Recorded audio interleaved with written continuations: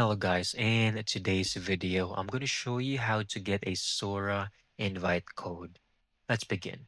First, make sure you are already logged into your Discord account, and then I want you to go to your browser and look for OpenAI Discord. Click on the specific link, then it will automatically redirect you, and just make sure to accept and go through the entire welcome script. Next, next, you'll skip.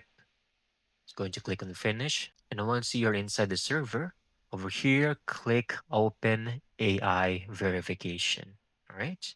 Then verify with OpenAI. It will open a tab in your browser and then click on start verification. It might take a few seconds. Just make sure to click on authors over here. Then you just need to log in into your account. And once done, you will see this message on your screen. Your Discord account will be updated soon. It might take an hour for the new role to appear during high traffic. So usually you will receive a message from OpenAI. You can click on it. This will confirm that you have successfully done and completed your verification. You can now go back to the server and go to this specific channel, Sora 2 codes. Click on it.